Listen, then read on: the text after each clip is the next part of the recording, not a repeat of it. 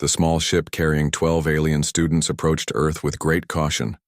Through the viewing window they could see the blue and green planet growing larger. This was no ordinary field trip. They were the first students from the Galactic Academy of Xenobiology ever allowed to visit the infamous Class 5 Death World. Tay checked his protective suit for the third time. His thin, pale blue skin offered no protection against Earth's many dangers. Like most species in the Galactic Union, his people evolved on a gentle world with predictable weather and few predators. "Are you certain the human embassy approved this visit?" Tay asked Professor Doe, who floated near the ship's control panel. The professor's 6 eyes blinked in sequence. Yes, the humans were quite welcoming. They seem eager to share knowledge about their world. "Knowledge about how to survive constant death, you mean?" muttered Min from across the cabin. The small, insect-like student had been the most vocal opponent of this trip. Their planet tries to kill them daily and they consider it normal. The other students remained quiet, but their nervous movements revealed shared concerns. They had all studied Earth in their xenobiology classes, a planet with extreme temperature variations, unpredictable weather patterns, dangerous microorganisms, and most terrifying of all, abundant, predatory animals. Humans themselves were considered something of a mystery. How had such physically weak creatures survived on such a hostile world? They lacked natural weapons, had no protective shells or exoskeletons, possessed only limited regenerative abilities, and had disappointing sensory capabilities, yet somehow they had become a spacefaring civilization. "Remember your training," said Professor Doe. "Earth gravity is stronger than what most of you are used to. The atmospheric composition is safe with your filters, and the humans have promised no direct contact with dangerous fauna. Unless you count the humans themselves as dangerous fauna," Yoon whispered, her flower-like appendages curling with anxiety. The landing was smoother than expected. The ship touched down in a clearing surrounded by tall green plants, trees, according to their Earth studies. A simple structure stood nearby with several humans waiting outside. "Breathe slowly," Professor Doe instructed as the airlock prepared to open. "Remember your diplomatic training." The students filed out carefully, immediately feeling the pull of Earth's gravity. Tay nearly stumbled on the ramp. The air smelled strange even through his filters, rich with organic compounds and moisture. A human stepped forward. She was taller than Tay expected, with dark hair pulled back and a covering of artificial fabric over her skin. "Welcome to Earth. I'm Dr. Kim," she said, her voice translated through their communication devices. "We're honored to host the first student delegation from the Galactic Academy." The aliens responded with formal greetings they had practiced. Tay noticed how casually the human stood on her planet's surface, as if completely unaware of the countless dangers lurking everywhere. "This is our research outpost," Dr. Kim continued, gesturing toward the building. "We study wildlife behavior here. You'll be staying with us for—" She stopped mid-sentence as a loud sound came from the edge of the clearing. The alien students froze in collective terror. From between the trees emerged a 4-legged creature with pointed ears and exposed teeth. It was moving rapidly toward the group. "Predator!" screamed Jin, one of the smaller students, while others began retreating toward the ship. But the humans didn't run. Instead, Dr. Kim smiled and called out, "Bomb! There you are!" To the students' horror, the creature ran directly to the humans. But instead of attacking, it stopped and pressed against Dr. Kim's legs. Even more shocking, she reached down and placed her hand directly on the predator's head. "This is Bomb, our resident wildlife detection dog," Dr. Kim explained, seemingly unaware of the alien's terror. "She helps us track and study animals in the forest." "You control this predator?" asked Professor Doe, his voice unusually high. "Control? Isn't quite the right word," said another human stepping forward. "Bomb is domesticated. Her ancestors were wolves, but humans have lived alongside dogs for thousands of years. She's more family than anything else." The alien students watched in disbelief as the creature named Bomb wagged her tail and accepted touches from the humans. Here was a carnivore with sharp teeth that could clearly kill, yet it behaved like it loved these soft, vulnerable humans. Tay moved slightly closer, scientific curiosity briefly overcoming his fear. The creature shows no aggression? Dogs are social animals, like humans, Dr. Kim explained. They form strong bonds with us. Bomb would protect us if needed, but she's very friendly. As if understanding, Bomb looked toward the aliens, head tilted with apparent curiosity. This is just the beginning, Dr. Kim said with a smile that the aliens found both reassuring and somewhat frightening. Wait until tomorrow when we visit the rehabilitation center. You'll see humans working with everything from birds of prey to bears. The alien students exchanged glances of pure shock. These Deathworlders didn't just survive among predators, they invited them into their homes. Perhaps there was more to learn about humans than they had imagined. I'll write an interesting 800-word story in third-person style using simple and basic English, without headings. Here's the human perspective. Part 2. The old man sat by the window watching the rain fall. His name was Tom. He had lived in this small town for 60 years. The world outside had changed so much, but his little house stayed the same.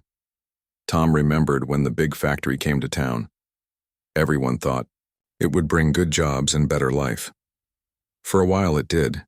People bought new cars and fixed their homes. Children went to college. The town grew bigger, but then something changed.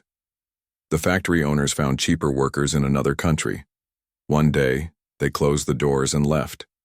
Many people lost their jobs, including Tom's son, David. David had a wife and 2 small children. With no work in town, he had to move to the city. Tom stayed behind. He was too old to start over somewhere new. His house was paid for, and his memories lived in these walls. "Grandpa, are you lonely?" his grandson Jack had asked on the phone last week. "No," Tom had said. "I have my garden and my books." But it wasn't true. Tom was lonely. He missed hearing children laugh. He missed Sunday dinners with family around his table. The rain stopped. Tom put on his coat and walked to the town square. Most shops were closed now. The movie theater where he took his wife on their first date was empty.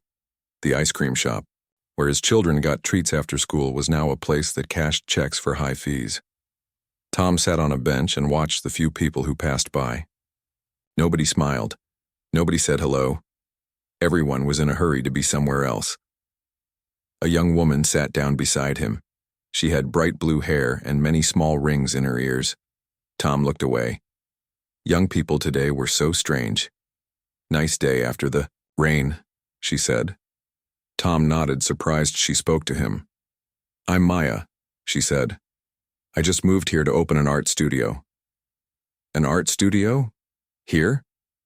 Tom couldn't hide his shock. "This town is dying." Maya smiled. "Maybe. Or maybe it's just waiting for something new." Tom learned that Maya had grown up in a big city. She wanted a quiet place to make her art and teach classes. She had bought the old hardware store for very little money. "You should come see it," she said. "I could use advice from someone who knows this town." The next day, Tom walked to the old hardware store. Inside, Maya had painted the walls white. Large windows let in sunlight. She had tables set up with paints and clay. "What do you think?" she asked. "It's different," Tom said, touching a table. "My father bought our kitchen table in this store when I was a boy." "Really? Tell me more about how this place used to be." So Tom did. He told her about the hardware store owner who gave candy to children. He told her about the time the high school football team won the state championship and the whole town had a parade. He told her about the summer festivals and winter sleigh rides. As he talked, more people came into the studio. A man who had worked at the factory, a woman who ran the small grocery store, teenagers with nothing to do. They all listened to Tom's stories. "We should bring back the summer festival," Maya said. "We could have it right here in the square." "Nobody would come," the grocery store woman said. "Why not?" asked one of the teenagers. "It sounds cool." They talked for hours. By the time Tom left, there was a plan. Maya would teach art classes. The teenagers would clean up the square. The grocery woman would make food to sell. The factory worker knew music and would find bands to play. In the weeks that followed, Tom felt different. He had somewhere to go each day. People asked for his ideas. Children wanted to hear his stories. The day of the festival came. Tom couldn't believe how many people filled the square. Some had driven from other towns. Maya's students sold their artwork. Music played. Children ran and laughed. "You did this," Maya said, sitting next to Tom. "No, you did," he answered. "We all did," she said. "A town isn't buildings or jobs. It's people who care about each other." Tom watched as David's car pulled into the parking lot. His son had brought the whole family to see the festival. Jack ran to hug his grandfather. Tom smiled. Maybe this old town wasn't dying after all. Maybe, like Maya said, it was just waiting for something new. The light of dawn broke over the valley as Dr. Chen checked her equipment one last time. After years of planning, the field study was finally beginning. She pulled her jacket tighter against the morning chill and looked at her small team of 4 researchers. "Ready?" she asked, her voice quiet in the stillness. They nodded, excitement clear on their tired faces. They had traveled for 3 days to reach this remote location. Few scientists had ever studied the wild mountain lions in this area.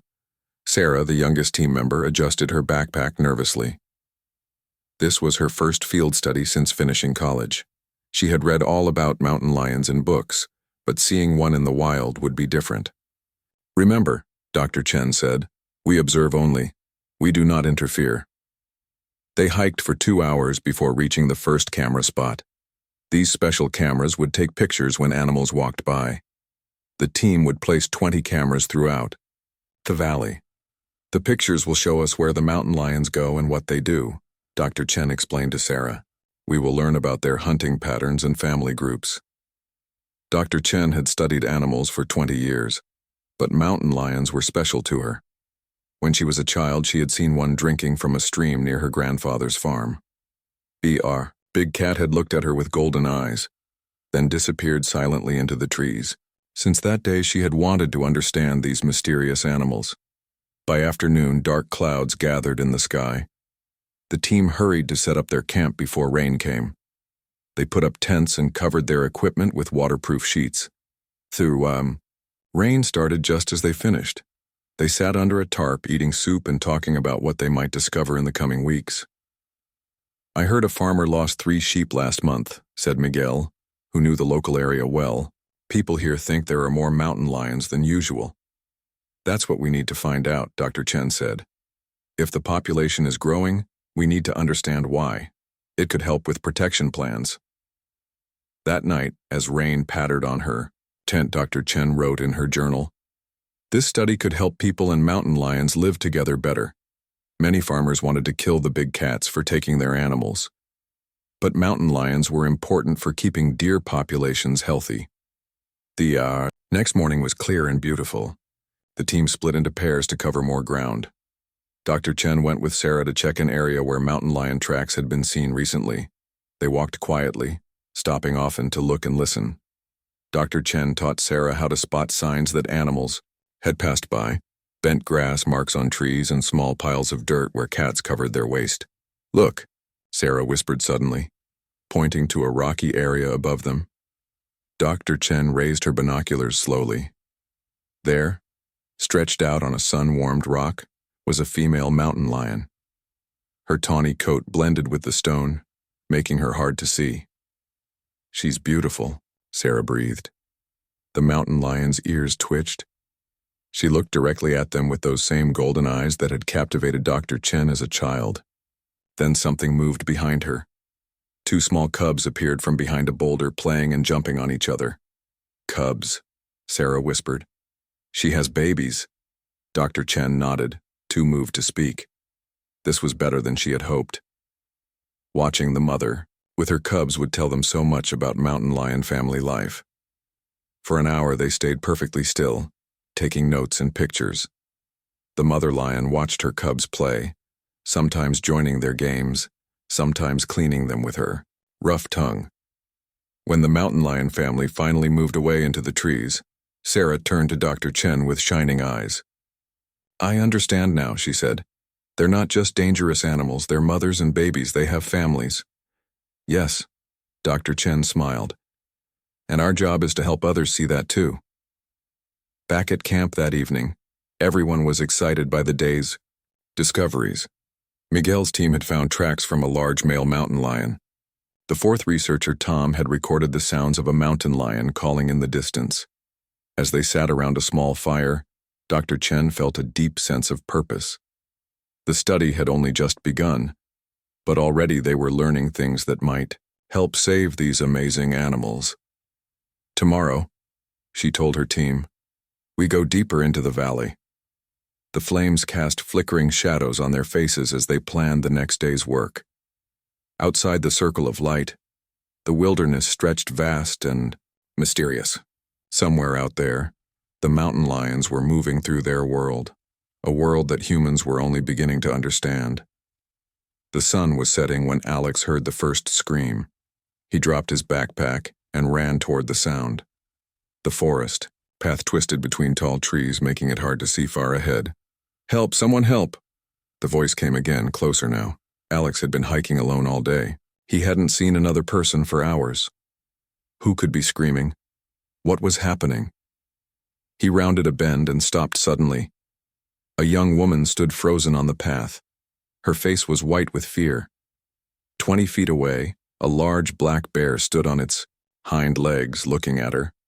The bear was huge, much bigger than Alex had imagined bears would be.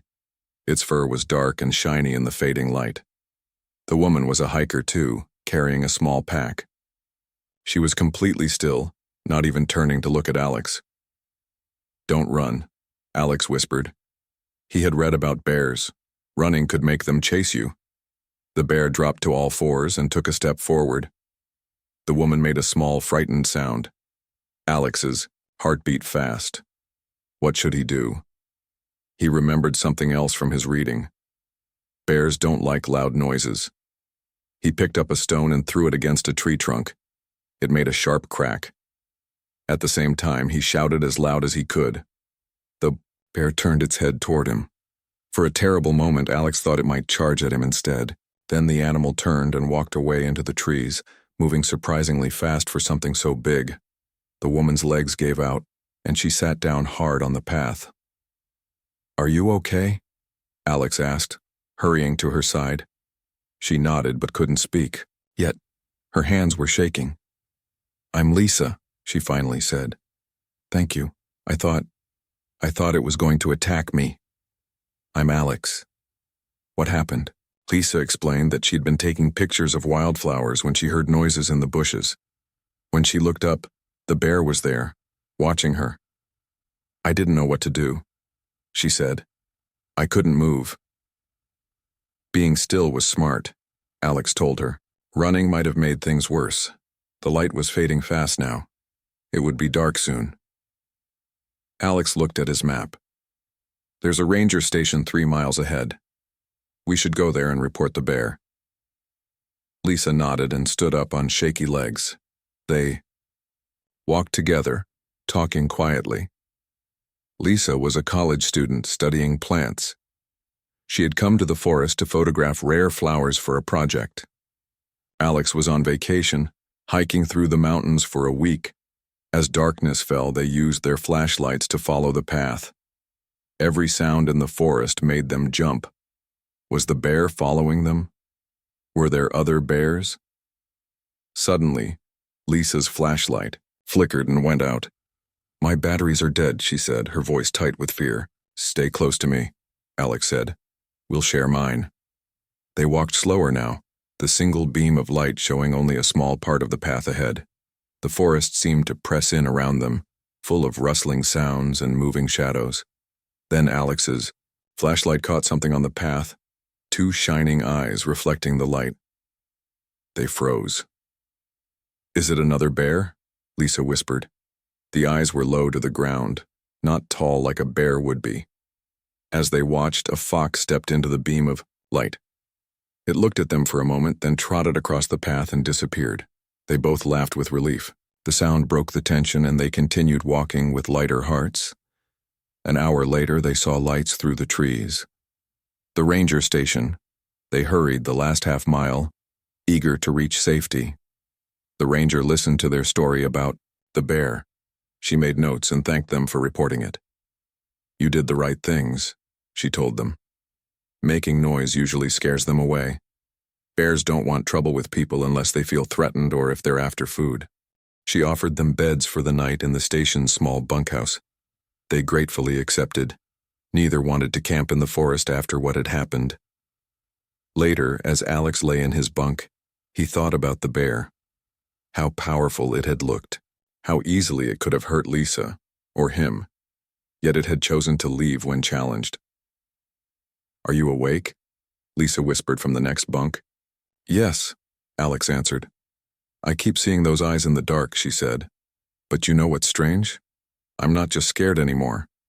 I'm also amazed. That bear was beautiful in a way." Alex understood exactly what she meant. The incident had been terrifying, but also thrilling, a moment when the wild world had shown itself, powerful and mysterious. "We'll have quite a story to tell when we get home," he said. "Yes," Lisa agreed.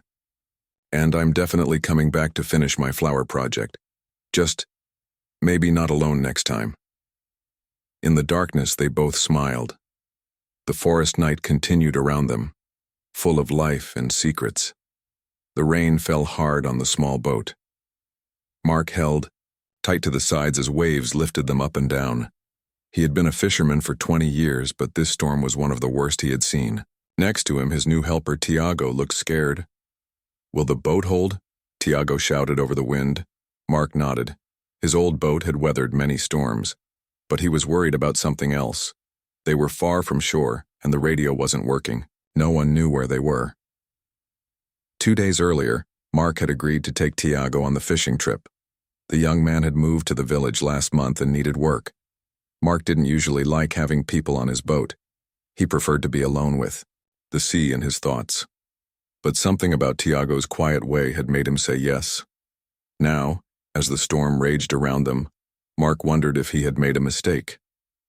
Tiago had never been in a storm at sea before. "We need to drop the anchor," Mark called. "Help me." Together they worked to secure the boat. The rain soaked them, and the cold wind cut through their clothes. When the anchor was down, they went into the small cabin for shelter. Inside, they dried themselves with towels, and Mark made hot coffee on the small stove. The boat rocked and creaked, but the anchor held. "Now we wait," Mark said. Tiago nodded, his hands wrapped around the warm cup. "How long will the storm last?" "Hard to say. Maybe hours. Maybe all night." As darkness fell, the storm grew stronger. The small cabin filled with the sounds of wind and waves. They couldn't talk much because of the noise, so they sat in silence, each lost in his own thoughts. Mark thought about his life at sea. He had started fishing with his father when he was just a boy. The ocean was the only home he really knew. His house on land was just a place to sleep between trips. Suddenly, a huge wave hit the boat. They heard a loud crack, and water began to come in through a new leak in the wall. "Get the bucket," Mark shouted, pointing. They worked fast to catch the water and throw it back out. For an hour they fought to keep the boat from filling with water. Mark showed Tiago how to patch the leak temporarily using a piece of tarp and some rope. Finally, the leak was under control. They sat down, tired from the work. The storm still raged outside. "You saved us," Tiago said quietly. Mark shook his head. "We saved us. You worked well." For the first time, Mark really looked at his helper. Tiago was young, maybe 25, with strong hands and thoughtful eyes. There was something familiar about him. "Where did you learn to tie knots like that?" Mark asked, pointing to the rope work Tiago had done on the patch. "My grandfather taught me," Tiago said. "He was a fisherman in Brazil before he moved north." Mark nodded. He had known many fishermen over the years. They were the same everywhere, people who understood the sea and respected its power. As the night wore on, the storm began to ease. The wind died down and the waves became smaller. By dawn, the sea was almost calm again. They went outside to check the boat. The damage wasn't too bad. They could make it back to shore when the sun rose higher. The sky was clear now, and the rising sun turned the water gold. Seabirds flew around them looking for fish brought up by the storm. Beautiful, Tiago said, looking at the horizon. Yes, Mark agreed. Then he added something he rarely said aloud. This is why I fish. Not just for the catch, but for moments like this. Tiago nodded. My grandfather said the same thing. He said the sea takes from you, but it also gives. You just have to understand. It's language. Mark looked at Tiago with new interest. Your grandfather was a wise man. He was. He told me many stories about the sea. That's why I wanted to be a fisherman too. As they prepared to head back to shore, Mark felt something change inside him. For years he had kept people away, thinking no one could understand his life. But here was Tiago, young, but somehow already knowing the things that had taken Mark years to learn. You'll come out with me again? Mark asked as they pulled up the anchor. Tiago smiled, surprised. You want me to? Yes, Mark said. I think we work well together. On the journey home, they talked more than Mark had talked in months. Tiago told stories his grandfather had shared, and Mark found himself sharing some of his own. The sea stretched around them, vast and powerful, but somehow it felt less lonely now. When they reached the harbor, their fellow fishermen were waiting, worried about them in the storm. Mark introduced Tiago not as his helper, but as his partner. That night, for the first time in years, Mark invited someone to his home for dinner. As they ate fish stew and bread, Mark realized that understanding came in many forms. He had always thought he understood the sea. Now he was beginning to understand something else, the importance of having someone to share it with.